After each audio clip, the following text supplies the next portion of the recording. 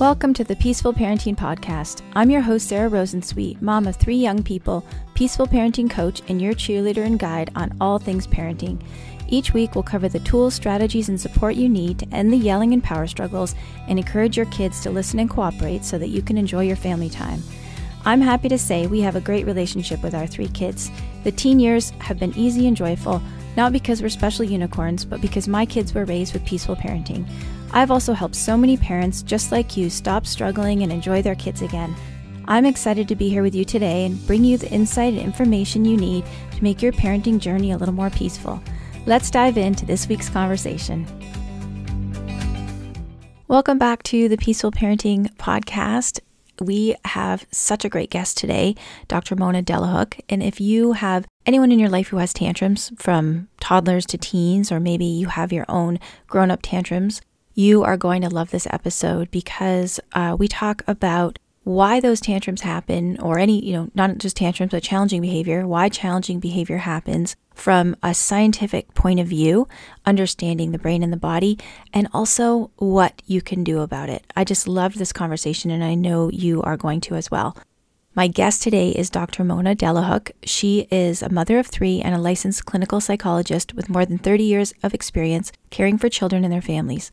She is the author of the award-winning book, Beyond Behaviors, Using Brain Science and Compassion to Understand and Solve Children's Behavioral Challenges, and her newest book, which is what we're talking about today, Brain Body Parenting, How to Stop Managing Behaviors and Start Raising Joyful, Resilient Kids. She lives and works in the Los Angeles area. Welcome to the podcast, Mona. Thank you so much. Thank you for having me, Sarah. It's so exciting to have you here. I just finished reading your book, your new book that's out now, Brain Body Parenting. I love it so much. I first became aware of your work with Beyond Behaviors, and I think I wrote to you at the time saying, I wish you had a parenting book, and you said one is in the works. That was maybe a year and a half ago. That's so awesome. Yeah, and so I'm so excited because I think as I've been doing this work as a parenting coach for the last 7 or 8 years, I've really realized that it all comes down to either our nervous system is dysregulated, like all the challenges that we have with our kids come down to either our nervous system is dysregulated, our child's nervous system is dysregulated, or both, right? So I love how you're making this so accessible to parents to understand the nervous system. So I was wondering if we could just start out with a quote from your book that I think will give us a really nice place to dive off from when we are talking about challenging behaviors and what to do about them. You write, tantrums at any age are a signal that the brain-body connection is in a state of overwhelm, challenge, or vulnerability. So I was wondering if you could talk about what you talk about so much in your book, that brain-body connection, the nervous system, or what you call the platform. Yes, I remember that email when you sent me. I was just about to get a contract to write the dream book that I've always wanted to write because I struggled so much as a parent myself, and this information wasn't available when my children were young. And I wish it was because, it used to be that, neuroscience and neurobiology and all that was kind of an interesting side subspecialty field, and it wasn't crossing over with our regular life. And oh my gosh, what's happened, especially in the last decade or two, with the application to parenting just blew me away. And it still does, because it provides us with, like you said, we are always 2 nervous systems interacting. Our children don't raise themselves. We raise them. So there's always 2 people involved. And when we think about it, we often think about 2 brains involved, right? So there's been a lot of great stuff out there for parenting on understanding the brain. But here's where I launch on brain-body parenting, is that we're never, ever just a brain. We're always a body-brain connected. The brain gets its operating instructions from the body. And that's why I call the brain-body connection the platform. So the platform is the way we can look at our child's behaviors, their attitudes, their actions, their feelings, because it's getting launched from this complex interaction that's always happening inside our body, inside our brain. And that connection is that we are always, from moment to moment, on a continuum of receptive to defensive human beings. When you feel calm and alert in your body, you are receptive to your partner, to your kids. When you don't, you may tend to snap at them, even though you might not be a snappy person and you adore your partner or your kids. It's these subtle shifts in our physiology that incline us to behave in certain ways. Now, as adults, we have more control, we have more choices, but our children are, especially infants and toddlers, are at the mercy of these subtle shifts in their platforms. And that is the exciting news I'm bringing in this book, is that once we understand that platform that launches all our behaviors on that continuum from open and receptive to us to close down, shut off, or downright defensive, then we get a whole new toolbox to parent our children, especially in challenging moments. And I just want to point out, just for people who this is a new idea, those changes in our platform when we go from, calm and open to defensive or shut down, that happens out of our conscious control. Exactly. That's a very important for all humans. This is a subconscious process. That means it's outside of our awareness. It is related to a word called allostasis, but in the book, I use Lisa Feldman Barrett's word for allostasis, which is the body budget.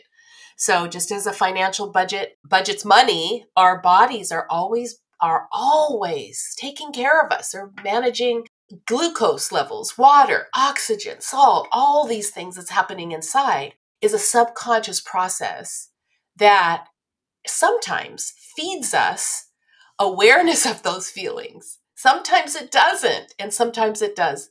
The science on it is emerging and quite complex. But I think for our purposes as parents, the important piece to know is that our children are not always in control of their basic feelings and their behaviors. And our role is really to understand that and to help them learn how to become more friendly with those shifts.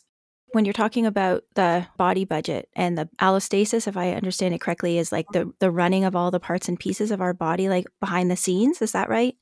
Absolutely. One of those things that I think we're talking the most about in your book is the safety and threat detection systems. Yes. Which is what the nervous system does for us. One of the things the nervous system does for us, right? Yeah. And so can you talk a little bit about, the quote that I shared at the beginning, that the tantrums happen when the nervous system is in a state of overwhelmed challenge or vulnerability? I would say that's because it's detected some threat. That's right. Isn't it true that the nervous system often reacts in the same way? And can you maybe talk a little bit about that? Right. Well, here's another exciting piece of neuroscience that we can import into our parenting. And the idea, like you said, is this subconscious detection of threat and safety, which again is outside of our awareness, but that our nervous system is always judging things as essentially safe or not so safe, not feeling good, and spurring me into action. That's this word neuroception is from Dr. Stephen Porges, who's the author of the polyvagal theory, which is a very useful theory in understanding the human autonomic nervous system. So I just call it the safety detection system or the safety system, and understand that it's this like a computer program running in the back of all of us, of our awareness, judging when we need to take action or not. And sometimes we're aware of what's going on that's making us go into this other state of defense, but sometimes we're not. So just like you said, everyone has their own unique settings for the safety system. Our children's settings aren't the same as ours. So for a child who was expecting a pink sippy cup and instead got a dark brown one at their grandparents' house and throws it on the floor with a huge red face and a lot of crying, that nervous system detected threat. And we really need to be careful about not judging it as a bad thing. All our threat detection system is our brain going back to our past experiences and making predictions about what's going to happen next. Our toddlers have a huge amount of what we call prediction error. In other words, what their brain was expecting Didn't happen. And when that happens to a toddler and to some neurodivergent children, you're experiencing it as a tiger. You're experiencing that as something very uncomfortable. So you go into what we call the red pathway, the fight or flight. And once we understand that we need to look at each child's experience and not judge it as overreactive or underreactive or good or bad, then we get more granular in our parenting. We could be like, oh, you were expecting a pink cuppy like you have at home, and this brown one is not what you thought you wanted. It doesn't even have a spout. Oh my goodness. And then all of a sudden you see the child's body relax. Yes, I want the pink one. I want mama. And then the child starts to cry, and then you see a nervous system in distress, and you can co-regulate. You can share your calmness with that grandchild of yours. You can tell I'm I was going to say, sounds like a familiar experience, right? Or maybe even yesterday. Yeah. I'm a grandparent, a very active grandparent of a toddler. And it's so wonderful to be able to navigate these waves with her for a second time, right? It was so much harder as a mom. And now it's basically really fun. I can't wait. I mean, I'm not asking for my kids to be teen parents, so I'll wait a little bit longer. But I'm really excited about grandchildren. Time, yeah. So I think some parents that I work with and parents in my community are very understanding about the 2-year-old who's upset about or they can work more easily to be understanding about the 2-year-old who's upset about the sippy cup. But then there's this expectation as kids get older that they're going to be more capable of weathering disappointments, and that they, quote, shouldn't get so upset or they shouldn't get so worked up about a disappointment. Like, mom says we can't play cards before dinner. We have to wait until after dinner. And there's a tantrum.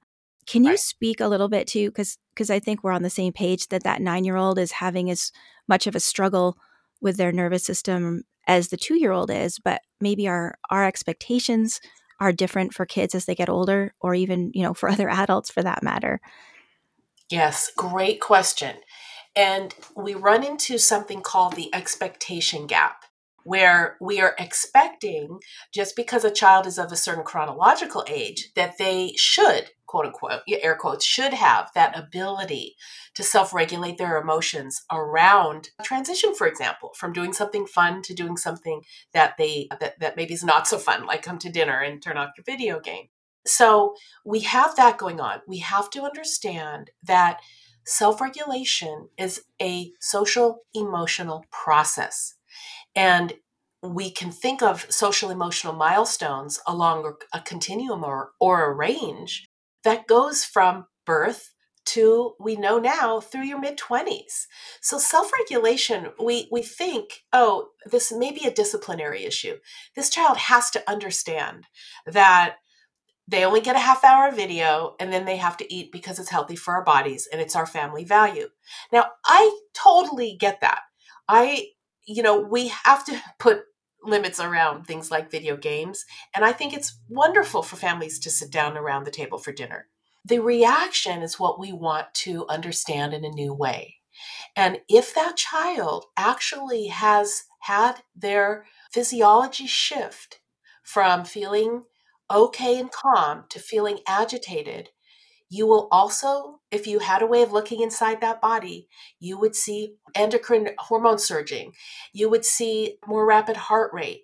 Their heart rate variability would be less robust. And they might have sweaty hands. We're talking about an actual physiological event. And no offense meant to this, because believe me, I did this and I still do, because we are judgmental of behaviors, and please, so no shame, no blame to parents. I'm all about giving ourselves so much compassion and so much leeway. But I just want us to understand that when we can look at our child through a developmental and a physiological lens, so looking at their platform and looking at, are they legitimately having a stress reaction in their body right now? With curiosity, like, wow, this is interesting. It's a pretty small ask in my mind, and a pretty legit ask, but this child is struggling. So in that case, sorry, I just want to break in here. In that case, we would, this sort of the cue of danger to the nervous system would just be that unpleasant transition Like, this isn't what I wanted. I don't want to stop playing my video game and come to dinner. So that's that, not being able to understand that it's, because they don't have the rational capability to be flexible. Well, it could be a number of things. It could be a difficulty with transitions, but the way we process information through all of our sensory systems is that child may be on a visual auditory pathway that is feeling really comforting and patterned. So it's not really the transition, it's this asking to turn off sensory input that is calming me down and shift to something else. So I guess, yes, I'm looking at it kind of more on a micro level, but in a big way, if transitions are hard, it's likely not because the child is being a brat. It's because the transition is hard Yeah. or their nervous system. And I actually have a story about this in the book where of that exact same thing. Mm-hmm. A child couldn't transition, and the pathway that the parents found was to join that child earlier on in the game, give a lot more than 5 minutes or 2 minutes of a warning, and actually what we call co-regulate, share our calmness with the child as we're sitting next to them and warming up their nervous system to the change. Mm-hmm. That doesn't mean you'll have to do that when the child is 13 or an adult. It only means that child needs more help. And some of our kids are going to need more help transitioning than others. Does that make sense? Yeah, that does. I mean, Great. and so I guess I'm just trying to get to the idea that nervous system dysregulation can happen not just because of something external, but because of like like I always say to parents, like your kid's own big feelings can be enough to set off their fight, flight, or freeze response, which is, we haven't mentioned those words, but that's the red pathway and blue pathway that you're talking about, right? In your book about the nervous system. That's right. And research is showing now that there's also blended pathways. So it's way Mm-hmm. more than the fight, flight, or freeze. But we can think of it generally as those are three main reactions. And then there can be blended states where you actually physiologically are experiencing different pieces at the same time. For example, a child may look frozen on the outside, but inside be highly activated. Mm-hmm. And then you wouldn't really know if they throw a chair the next minute, that would be a shock because they didn't look upset. But Mm-hmm. anyway, yeah, so these reactions are happening on a physiological level, on a body level. Okay. And that's why I talk about the body's influence on our children's behaviors, because you're not going to hear it from your pediatrician. They're just going to say, oh, that's a middle schooler for you or something like that. Likely, Well, maybe and I think a lot of people believe that they're doing it on purpose. They're just being difficult. What I love about your book is it's like it's out of our conscious control, these reactions that we have to the messages that our body is sending our brain. Yeah, and we gain more control as we age. Typically, we do gain more control over these ideas, so that 9-year-old example, hopefully in time, would be, oh, Dad, I'm so into this right now. Could I please have 10 more minutes? Mm-hmm. I'm almost at a level. I'm almost at the platinum level, please. And then the dad would be like, well, okay, Yeah. this time. Or, buddy, no, sorry, it's hot. The steak's hot and it's time to eat. So yeah, so exactly. It's a process. It's a process, but we need to understand that it's not always a child being difficult. And fair to say that most of us were probably raised by parents who believed that we were making bad choices. Mm-hmm. No offense to our parents or our grandparents, but this information of positive parenting is it's new. It's in the last 20 years or so. For Yeah. sure. And so one thing you talk about a lot in both of your books is the top down versus bottom up behavior. And I think I read this in Beyond Behaviors, but that you said that usually that 80% of challenging behaviors are bottom up, meaning coming from the body and out of our conscious control. Did I remember that right? Well, actually, that's from Brain Body Parenting. And I think you're thinking about the 80% is the scientific data that the 80% of the information along that big neural pathway is afferent, meaning it's coming from our body to the brain. Mm-hmm. And only 20% of that information is going from the brain back down to the body. So what that means is exactly what you're saying. A lot of what happens that's influencing our emotions Most of what's happening that's influencing our basic feelings, our calmness, our agitation, our joy, our sadness, are from signals deep inside our body. Mm-hmm. I'm really glad you brought that up, because Mm-hmm. that's kind of breaking news in neuroscience as well. It's Mm-hmm. coming from our bodies. And so I wanted that to lead into talking about co-regulation. I've learned this in my work, and it's really reinforced by what you talk about in your book, but that we develop self-regulation out of co-regulating with another person. And that's still important no matter how old we are, right? It's important throughout the lifespan. When you're having a hard day, if you have a partner or a spouse and you call them or text them and they're like, "Oh man, I'm with you. What can I do? I love you." That's co-regulation. So as humans, as and a lot mammals need this, if you have a dog, you'll know that if a dog is scared or misses you, they're going to want to jump on you. And I mean, we're, of course, humans are more sophisticated than other mammals, but co-regulation is a process that's essential. It's not secondary. Babies aren't born to regulate their systems of their body. We have to do it for them. They can breathe and they can eat and suck and look around, but we have to regulate their physiology. And as kids age, hopefully we have to do it less and less. And there are some challenges. You talk about sensory stuff a lot in your book. And I think when we co-regulate with kids as we're raising them, there's like I'll say, typical maturation process where they get to a certain age and they're able to self-regulate. And then there are some kids that it's still a lagging skill and they still have trouble with, even if we have been co-regulating with them, they still have some challenges with self-regulation. Can you speak to that a little bit? Maybe some of the things that make self-regulation challenging for kids as they get older when they haven't learned it yet. Yeah, absolutely. And there's no normal or typical age to get self-regulation. It's a very much of a process. It's a developmental process. And I think that although children have it more as they age in general, you can have, as many of you know, if you have teenagers or even maybe adult children, that there are many adults who have difficulties with self-regulation. For sure. Yeah. But what you said is super important. And this idea that the way we process the world as humans, there's only one way we process other people, our world, and being human is through our sensory systems. That is it. Our brain doesn't have eyes. Our brain's just receiving information from all these different sources coming in to integrate up there in the brain in real time. And the brain isn't like, it has no eyes, as it's locked in there.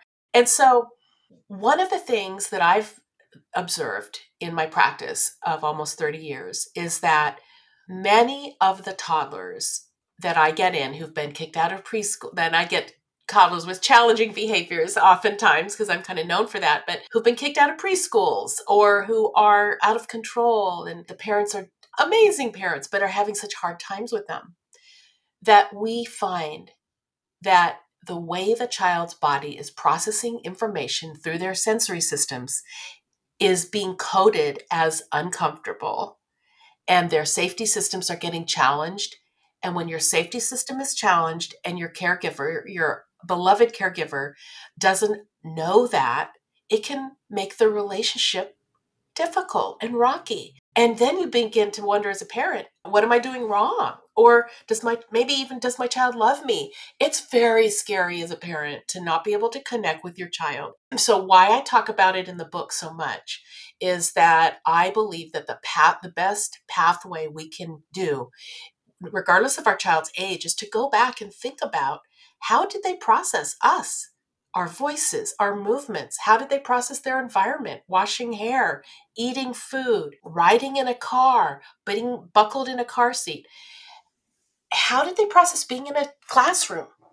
And usually we can put up a pretty good roadmap of their sensory systems, and that's also becomes our roadmap for parenting them in a new way. So I want you to go further down that roadmap, because you talk about this a lot in your book, of how can you give us some, okay, I'm going to do a case study a little bit. I have a client who was talking to me the other day about their 4.5-year-old, really sensitive, intense little guy who screeches when he doesn't get what he wants or when, something's difficult for him. And so taking that roadmap, and I know you don't know this family, so you'll have to make some stuff up. but so we've discovered, okay, his nervous system being challenged, he's screeching. Can you give us a little demo of what co-regulation might look like and what kinds of things that you might suggest that parents look for in how they could soothe a kid or help a kid who's having a hard time like that? Well, you've already done the first step, and that is you've provided a lens for the parent that says your child's nervous system is being challenged. What a gift that is. Instead of, you got a problem here. It's like, okay, your child's nervous system is being challenged. So we can view a child who, quote unquote, doesn't get their way, what does that mean? The example they gave us, and I'm sure they won't mind me saying this. No names here, please. Is that his sister was playing with a train set and he wanted piece from the train set for something that he was making. And he kept coming back and asking for it. And the dad was saying, I'm sorry, your sister is using this right now. You can, as soon as she's done with it, you can use it. And at a certain point, it became too much for him and he started screeching. And they said his screeches are like eardrum piercing. I suggested they get some of those ear protection to help them stay regulated. I'm not joking. I think that helps a lot of parents. If you have sensitivity to noise yourself and your child's dysregulated and screaming, you can't stay in your own green zone, right? Or your green path if your nervous system is being challenged. That's true. But I think what I would try to do is try to see if we can help that child not screech as loud, because the screeching is an indication of distress. For sure. I'm just saying, in the meantime, while we're trying to figure it out, we're not going to, just to be clear, the ear protection is not so that we can ignore the screeching. The ear protection is so that we can support the child without our nervous system getting too dysregulated. So how do you stop the screeching? So basically, number one, we use the lens shift that this is setting the safety detection system off. This is screeching, as in the book, I talk about those 3 pathways of the nervous system: the green, which is calm; the red, which is agitated or out of control; and the blue, which is disconnected. So screeching at a very high pitch, especially if it hurts your ears, is a sign of activation of the fight or flight response. It's called the sympathetic nervous system. This is a non-volitional, non-intentional misbehavior. This is the shift from a nervous system feeling safe to unsafe. So this is a clue that the child's ability to stay in the green has been overrun. So it's a developmental issue. So a 4.5-year-old is very early on acquiring self-regulation. So again, I don't know this family or the child, but let's just say a generic child who tries to ask politely, but his sister's like, nope, I'm using it. Sorry. Give this child some credit, man. He's waiting. He waited maybe a minute or 2, but he doesn't have the developmental ability yet to hold on to his center and say, all right, can I have it in 10 minutes, please?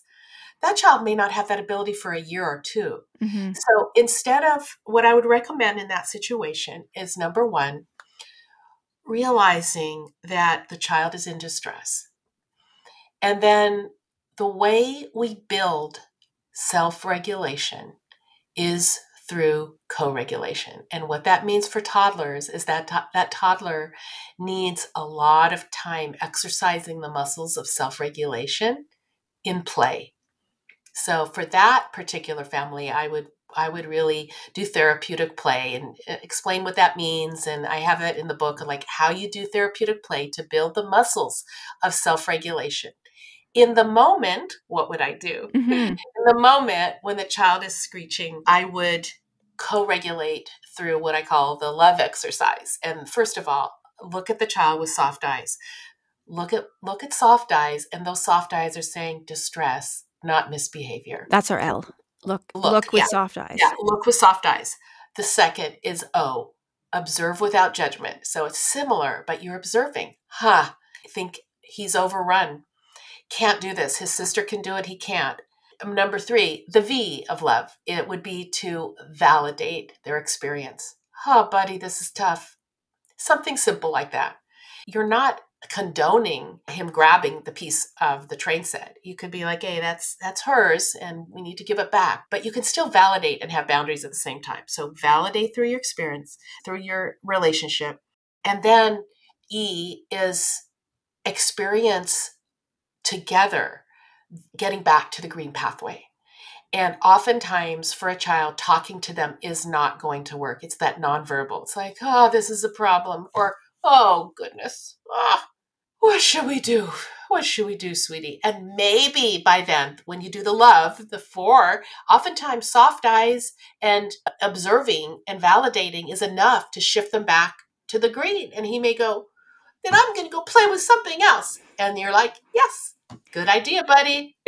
When I read about the Love acronym in your book, I thought, this is like exactly what I teach parents, but I'm going to start using your Love acronym because I say we need to empathize with the child who's upset, because the only way that anyone ever wants to calm down is if they feel understood and acknowledged and empathized with. But that's so beautiful. Yeah, but you actually have broken down like the exact look at them with soft eyes, observe without judgment, validate their experience, and then experience safety together by making them feel seen and understood. And that's when we can start to, when the screeching might start to stop, is when he feels like it's not such an emergency because I'm not alone. Right. And the body senses it first, not the brain. So the body would be like, exhale, I'm not alone. And believe me, that child, I do believe, and I'm sure you do too, children want to do well. Ross Greene says children do well when they can and if they can. And I really believe that. And then I also believe parents do well when we can. And when you have this lens, because I know for me as a parent, one of the hardest things when my children were fighting with each other or having sibling rivalry was it drove my nervous system nuts. And I would be in the red too, oftentimes, just like wanting it to stop and turn off the sensory input because I have a very sensitive nervous system myself. So if you're in that category, it might be hard to do the love exercise, and that's okay. Please have compassion for yourself and recognize that if you're not there and you can't do it, calm yourself first. And I'm hoping that what I've written about and what I talk about will help you have compassion for yourself, knowing that you're not choosing to go into the red either. Yeah. You have a whole chapter in your book about taking care of yourself. And that's what, in peaceful parenting, we always start with self-regulation. Whenever anything's tough, we always start with self-regulation. And you talk about that as well in your 3 steps, your check-in. Check yourself. What pathway are you on? Am I calm enough to be able to support my child in this moment? And, I think, the example we were just talking about is we were talking about a 4-year-old, but it would apply to a 9-year-old or a 49-year-old. Like anyone in our life who's having a hard time, you could use the steps, right? The look with soft eyes, observe without judgment, validate, experience safety together, because we all need that.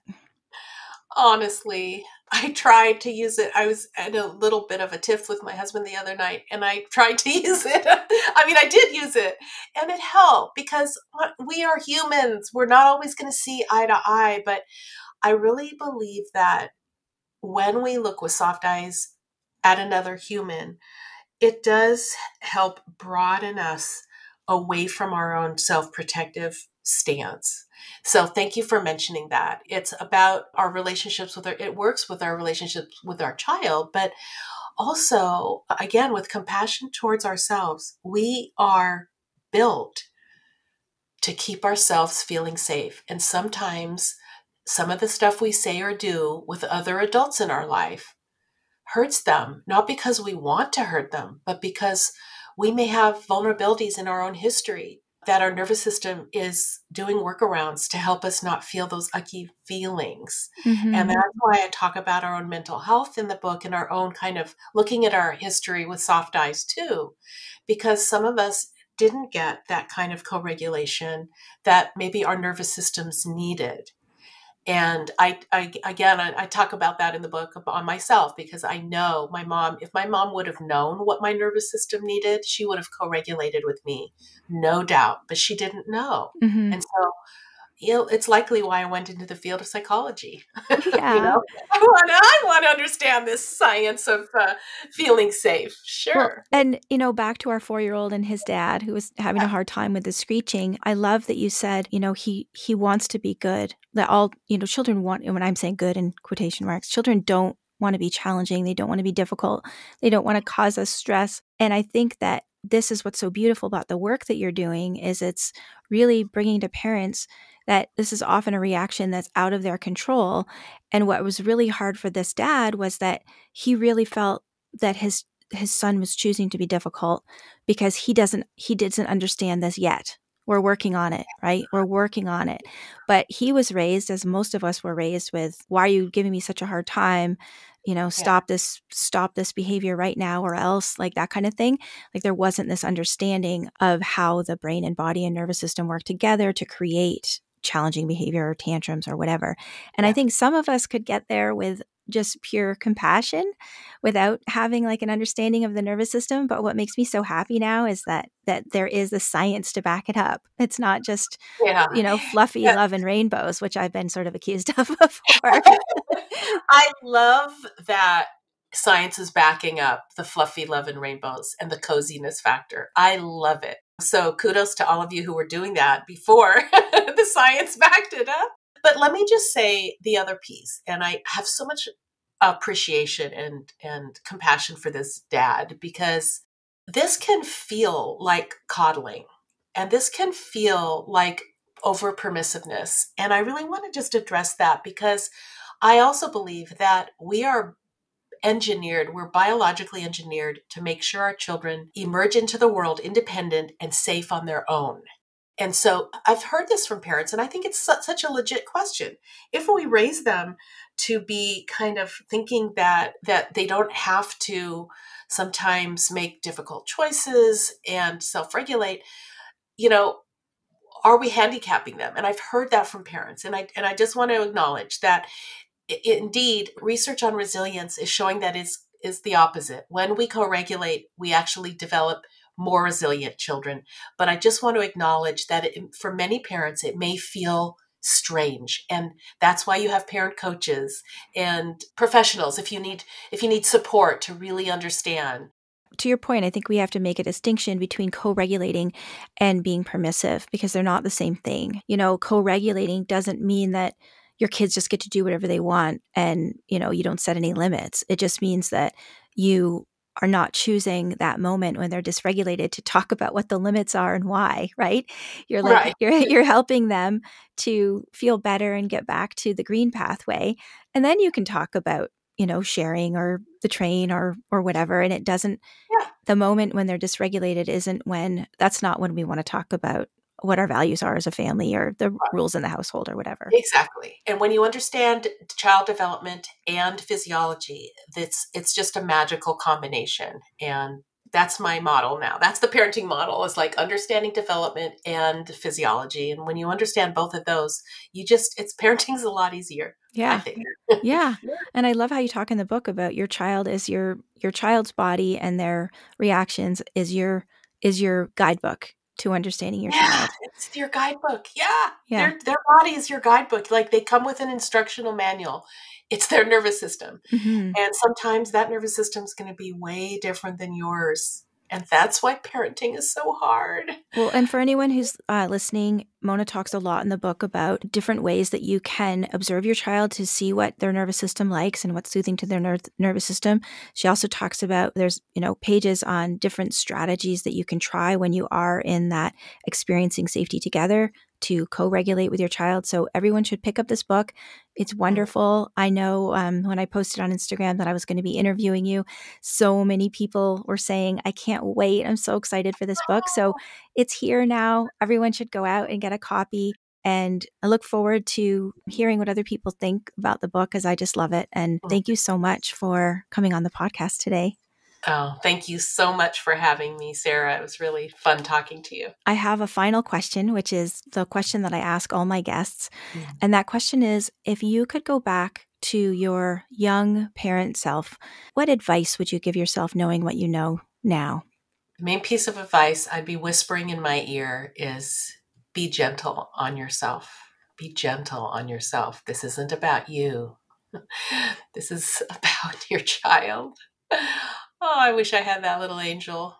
I'm sure my children wish I did too, but it's never too late to repair relationships and there's always hope. So, yeah, I would just say you've just been that angel for other people. So thank you. thank you so much. I hope you enjoyed that episode as much as I did and learned as much as I did from Dr. Delahooke. It was so great to have the science behind the compassion of what we're trying to do in peaceful parenting. Having those two things come together, I just find it's really, really wonderful. You can find more about Dr. Mona Delahooke at her Facebook page, which is Dr. Mona Delahooke, or you can follow her on Instagram at Mona Delahooke, and her website is monadelahooke.com. You can also grab a copy of her new book. We've got links in the show notes, or just buy it wherever you get your favorite books. I highly recommend this book, 5 stars for sure. Please let us know what you thought of this book or this podcast in our Facebook group, Peaceful Parenting with Sarah Rosensweet. Would love to hear from you and love to have you join us. It is a wonderful group of judgment-free, supportive parents who are on this peaceful parenting journey with you. So we'll see you in the Facebook group. And don't forget, if you don't get my weekly emails yet, you can sign up at sararosensweet.com/newsletter. I send out weekend reflections, things that you can think about. I send out little things you can try every week in our Try It Today series. And every week I get emails from parents who say that they look forward to these emails and that they help them make it through difficult times. So hopefully you'll join us. Please also remember to recommend this podcast to a friend. That's how we're going to reach more people and change the world one family at a time. And rate and review us wherever you get your podcast. Thanks, and I'll see you next time. Thanks for listening to this week's episode. I hope you found this conversation insightful and exactly what you needed in this moment. Be sure to subscribe to the show on your favorite podcast platform and leave us a rating and review on Apple Podcasts. Remember that I'm rooting for you. I see you out there showing up for your kids and doing the best you can. Sending hugs over the airwaves today. Hang in there. You've got this.